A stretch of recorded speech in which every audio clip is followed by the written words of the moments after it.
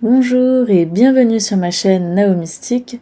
Aujourd'hui nous nous retrouvons pour un nouvel épisode de notre série L'ascension vers la 5D Fake or Reality. Aujourd'hui c'est l'épisode 6 et pour cet épisode j'ai voulu lever les yeux vers le ciel et poser les questions. Qu'est-ce qui est au-dessus de nous, le dôme, etc. J'aimerais en savoir davantage, même si dans les autres épisodes on avait un peu évoqué ce dôme. J'ai voulu creuser la question, et notamment en posant la question, mais quels sont nos astres? Qu'est-ce que les planètes? Quelles sont nos étoiles? Qu'est-ce que c'est tous ces points brillants dans la nuit? Et j'ai également demandé s'il existait, au-delà de notre dôme, des extraterres, c'est-à-dire d'autres mondes, etc., d'autres civilisations. À présent, il convient de vous expliquer comment je vais procéder pour pouvoir vous révéler ces messages. Alors, il faut savoir que je pratique ce que j'appelle la canalisation spirituelle, qui est selon moi la capacité de traduire des ondes lumineuses en mots. Donc ça me permet de recevoir une guidance et des messages d'êtres ascensionnés, de guides spirituels, des anges, des archanges et des galactiques, etc. Bien sûr, tout ceci passe à travers mon filtre, mon cerveau, mes émotions, tout ce que vous voulez.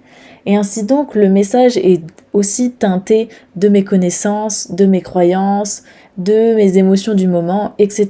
Donc bien sûr, je vous demanderai de garder votre discernement et de prendre véritablement ce qui vous convient et ce qui résonne avec vous. Ce message est bien riche d'informations, je vous conseille d'accrocher vos ceintures et on se retrouve dans un instant pour le message.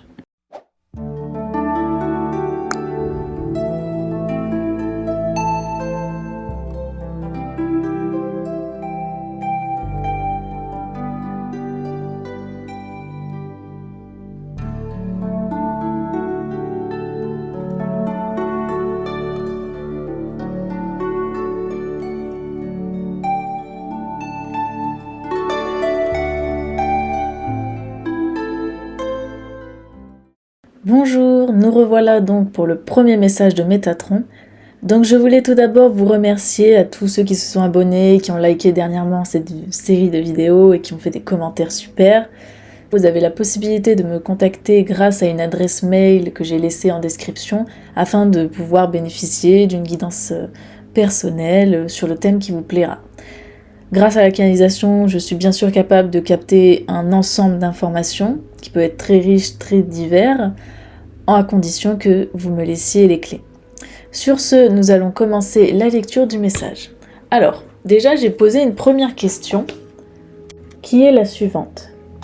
Bonjour, je te remercie pour les derniers messages que tu as transmis pour notre série de vidéos sur YouTube, l'ascension vers la 5D. À présent, j'aurai de nouvelles questions concernant les dômes. Qu'est-ce que c'est? En quoi sont-ils faits? Les planètes et les étoiles que l'on connaît existent-elles vraiment? Enfin, y a-t-il des terres inconnues au-delà des contrées connues sur Terre? Donc voilà. Alors, j'ai posé cette question parce que bien sûr, j'ai déjà ma petite idée. J'avais entendu et on m'avait transmis beaucoup d'informations sur le fait qu'il y avait possiblement d'autres mondes, etc., que l'environnement qui nous entoure n'est peut-être pas aussi ce qu'on nous fait croire. Et donc du coup, en gros, j'ai voulu faire vérifier ces informations. Donc voilà, j'avais déjà, on sait que dans ma tête, il y avait déjà cette possibilité que ça s'ouvre là-dessus. Bon, après, vous allez voir, ils vont développer. Alors, ils écrivent. Bonjour. C'est moi Métatron. Je descends vers toi pour répondre à tes questions. Tout d'abord, reprenons les fondamentaux.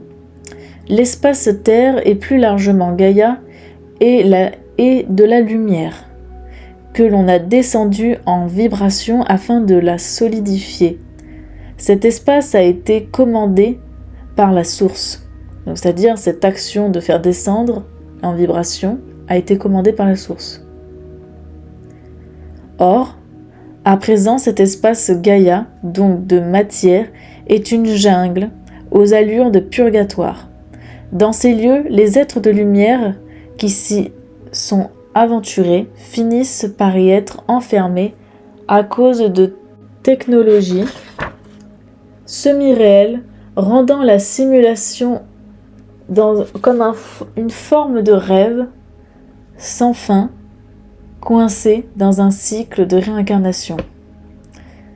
Ces êtres de lumière enfermés n'ont plus accès à leur mémoire, mise à part par un travail spirituel en conscience sur Terre.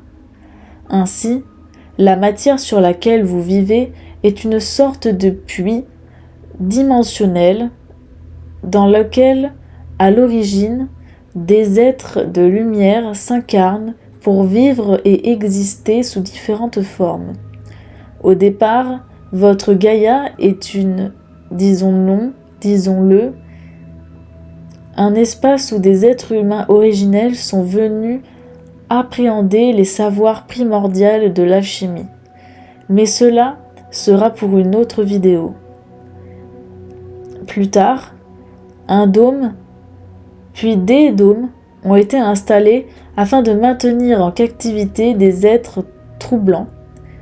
Ces dômes sont donc des technologies entre guillemets extraterrestres, c'est-à-dire qui viennent d'ailleurs, ou du moins fabriquées par des races en utilisant un des composants essentiels de votre atmosphère, l'H2O, donc c'est-à-dire l'eau. Ces molécules ont été modifiées, c'est-à-dire leur concentration atomique et fréquentielle, afin de se solidifier. Ces murs permettent de limiter l'entrée et les sorties dans votre parc. Alors, là, plusieurs choses. On va revenir déjà. Donc, il explique que, de base, l'espace dans lequel on existe, donc c'est-à-dire Gaïa et plus spécifiquement la Terre, sont des parcelles donc de l'énergie, donc de la lumière, que l'on a baissé en vibration, donc commandées par la source. Et si vous allez voir dans ma vidéo sur l'histoire de Gaïa, j'explique notamment plus précisément ce processus justement de descente de l'énergie, quels sont les individus qui ont participé à cela. Donc, ainsi, la source a commandé que cette partie de matière, enfin de lumière descende et devienne de la matière.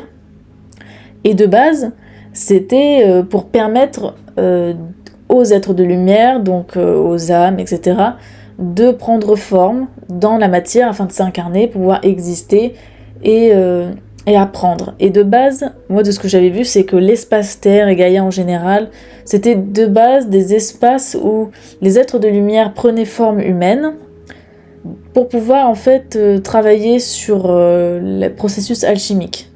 Parce que j'ai dit dans certaines de mes vidéos que le corps humain a cette capacité, de par son génome, à se régénérer. Et donc, du coup, il faut savoir aussi que le corps humain permet de... En fait, je crois, donc de ce que j'ai cru canaliser avant, que le corps humain faisait partie des enveloppes matérielles qui étaient le plus propices à l'accueil de la divinité, c'est-à-dire qui permettait de s'incarner tout en gardant des pouvoirs psychiques, des choses comme ça, c'est-à-dire en restant le plus connecté au divin. Et donc c'est en ça que c'était intéressant.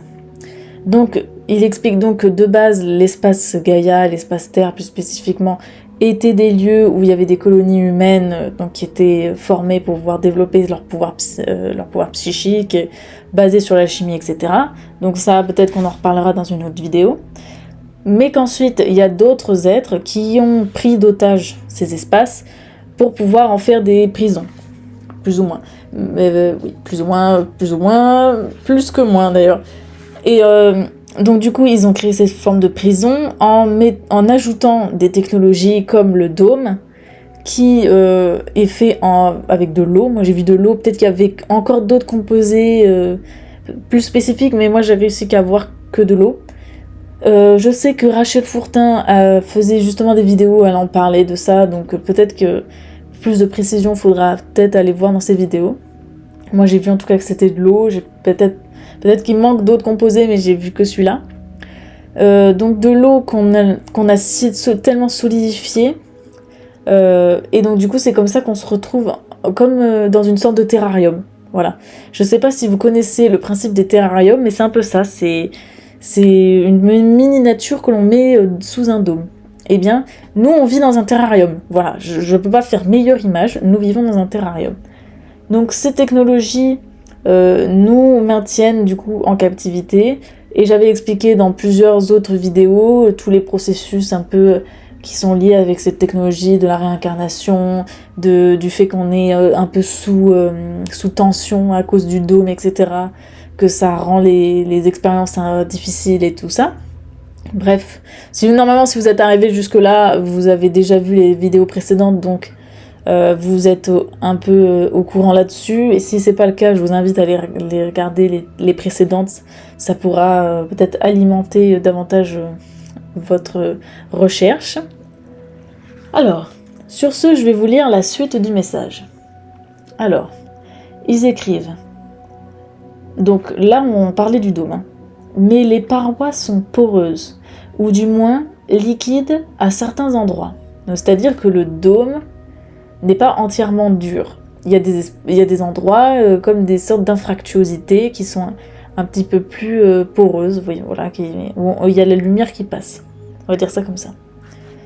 Ces endroits laissent échapper de la lumière à la nuit tombée. Vous les appelez vos étoiles. En réalité, les étoiles sont des trous dans la coque. Ils permettent les allées et venues dans votre jardin. Ils sont engendrés de manière intentionnelle ou non. Certains apparaissent et disparaissent tandis que d'autres sont définitifs. Ces derniers, c'est-à-dire les définitifs, sont appelés vos planètes. Ces fenêtres vers d'autres espaces vous permettent d'entrevoir une vue difforme de la vie extraterrestre, donc de la vie derrière vos murs, derrière vos barreaux. Ainsi, celles-ci sont vos planètes. En revanche, ces ouvertures dégagent énormément d'énergie, ce qui influence aussi sur les cycles et les courants énergétiques de votre jardin. Donc, là, ce qui explique, c'est que, en fait, il faut imaginer que nous, on est dans un terrarium. Donc, c'est-à-dire qu'au-dessus de nous, il y a une sorte de dôme qui est composé d'eau sous forme solide, ou je sais pas, en fait, une autre forme d'eau. Enfin, vous savez, c'est pas... En fait, j'arrive pas vraiment à savoir si c'est solide ou non, ou si c'est une sorte de plasma ou un truc comme ça. Mais voilà, c'est une forme d'eau, ou un des états de l'eau. Voilà, on va dire ça comme ça. Et donc sur ce dôme, il y a donc des endroits qui sont un peu plus fragiles, des sortes d'infractuosités dans lesquelles la lumière passe, la lumière passe. Et à la nuit tombée, on les voit clairement lorsqu'on regarde le ciel et qu'on voit les étoiles. Les étoiles, en fait, ce sont des trous dans la coque. Ce sont des sortes de petits trous où tu as de la lumière qui passe. Voilà. Pourquoi on les voit ? Parce que notre propre soleil à nous s'est éteint. Et que par contre, la lumière à l'extérieur est toujours allumée. Vous voyez ce que je veux dire ? Et donc, nous, il faut savoir que ces petits trous, donc il y en a qui disparaissent, il y en a qui réapparaissent, et il y en a qui sont définitifs. Après, il y a toujours le mouvement des planètes et tout ça qui continue de bouger, dans ça, on est d'accord là-dessus. Mais il faut savoir que ces trous, entre guillemets, qui sont définitifs, nous on les appelle nos planètes, donc Mars, Jupiter, Saturne, etc. Ce sont nos planètes, et en fait ce sont comme des sortes de fenêtres où on peut voir une sorte de vision difforme de d'autres lieux, de d'autres civilisations. Voilà. C'est pour ça que n'importe qui avec un télescope peut les observer. En fait, il voit juste une sorte de vision d'un autre monde. Vous voyez ce que je veux dire ? Et en fait, on pourrait rapporter ça à des sortes de portails, si on veut. Moi, en tout cas, c'est comme ça que je l'ai vu. Et donc, il faut savoir que ces trous dans la coque dégagent aussi énormément d'énergie qui influence sur les courants électromagnétiques de notre Terre aussi, qui fait qu'elles ont une importance. Je pense qu'elles ont une influence, notamment sur nos taux d'énergie, sur nos émotions, sur plein de choses, comme on peut facilement le voir dans toutes les personnes qui vont faire des interprétations avec l'astrologie, etc. On voit très bien, par exemple, que dans cette science, les planètes ont une influence, soit positive ou négative, en fonction des signes, sur le caractère, les événements, etc. Ça, c'est parce que ces trous dans la coque dégagent de l'énergie et continuent en fait à nous toucher d'une manière ou d'une autre. Ça balance de l'énergie en fait. Donc sur ce, j'ai fini pour le premier message de Métatron et j'espère qu'il vous aura plu. Et pour le prochain, je vous propose de faire une petite analyse d'une image que j'avais vue. Donc sur ce, je vous dis à très bientôt pour le prochain message. Alors, nous voilà pour le prochain message. Alors, voici la question que j'ai écrite en premier lieu. Encore merci pour ce message. À présent, j'ai une question. Y a-t-il des mondes au-delà de notre dôme ? Est-ce que la représentation à laquelle je pense est exacte ? Alors, il faut savoir que quand je demandais au-delà de notre dôme, en vérité, je demandais au-delà de notre monde connu. C'est juste que pour moi, là, j'ai pas... Voilà. Bref, j'ai bugué. Donc, je vais vous présenter une première image. Alors, comme vous pouvez le voir sur les prochains visuels que je vais vous mettre à l'écran, on peut voir donc une vue du dessus donc de notre monde connu qu'on peut revoir à l'intérieur, qui est entouré d'une sorte de mur de glace. Et si on se penche un peu plus près, on remarque qu'il y a des terres au-delà, donc derrière notre mur. Donc voilà, ça c'était l'image à laquelle je pensais et à laquelle il va répondre. Ensuite, je vais proposer une autre type de visualisation. Alors, la voici. Et celle-ci, cette fois-ci, c'est... On voit notre univers en entier avec d'autres univers autour de nous, d'autres dômes. Et j'avais aussi cette représentation à l'écran et je voulais qu'on commence à l'analyser et à savoir si ces représentations étaient justes ou non. Alors, voici ce qu'ils écrivent à ce propos. Bonjour, c'est moi Métatron. Je descends vers toi pour répondre à tes questions. Bien sûr, il existe des mondes au-delà des frontières visibles de votre monde. Parfois, sur la même strate fréquentielle, parfois non. Des mondes au sein de votre dôme existent, vous les nommez les esprits de la forêt. Ces êtres sont capables de modifier leur état vibratoire afin de se cacher dans les couleurs de la lumière que vous ne voyez pas. Pour la plupart d'entre vous, vous ne les voyez pas, mais eux vous voient très bien. En général, ils restent en dehors de vos problématiques, mais si vous les sollicitez, ils peuvent accepter de vous aider comme un guide. Ces petits êtres sont presque anecdotiques. Anecdotiques, c'est-à-dire dans le sens où ils ne représentent qu'une très faible partie des êtres et des individus qui composent qui composent la population sur le dôme. Enfin, du moins sur notre monde visible, Donc en gros, ce qu'il explique dans ce passage, c'est que il existe en fait d'autres mondes, il existe d'autres civilisations qui vivent dans notre monde visible, mais sur des strates différentes. Parce que, en fait, ces individus sont en capacité de modifier leur état vibratoire, ce qui leur permet de se rendre invisibles. Donc, c'est-à-dire qu'en fait, elles vont juste se cacher dans le spectre des couleurs que nous, on ne voit pas. C'est pour ça qu'on ne peut pas les voir. Même si, comme je vous ai dit, si on est en capacité d'étirer notre spectre du visible, on est en capacité de les voir comme il est possible de voir les fantômes, par exemple, en étirant justement ce spectre du visible. Voilà. Mais eux, par contre, ils nous voient très bien. Mais j'ai l'impression que c'est plus des êtres qui sont en mode réglez vos problèmes entre vous. Nous, on veut pas, on n'est pas concernés. Donc moi, quand j'ai vu ces êtres, pour moi, c'est tout ce que nous on met dans notre catégorie. Les fées, les elfes, les dragons, les gnomes, les êtres de la nature, voilà, tout ce que les légendes ont parfois décrit. Ce que nous, on appelle légendes en tout cas. Voilà, je pense que c'est tous ces êtres-là qui est nommé. Même si je pense que c'est bien plus vaste encore ce qu'on a réussi à décrire.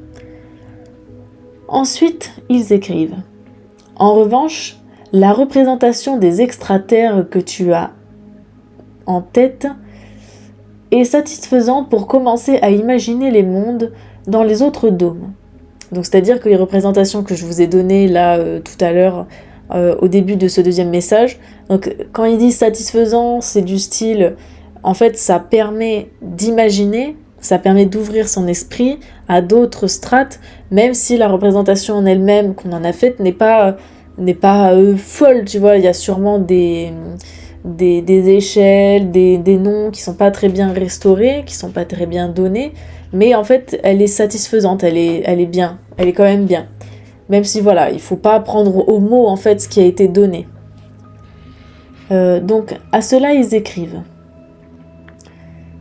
Elle est satisfaisante pour commencer à imaginer les mondes dans les autres dômes. Ce sont des êtres qui ne sont pas tout à fait sur le même plan de conscience que vous. Vous ne pourrez donc pas les voir ici si vous n'ouvrez pas votre esprit.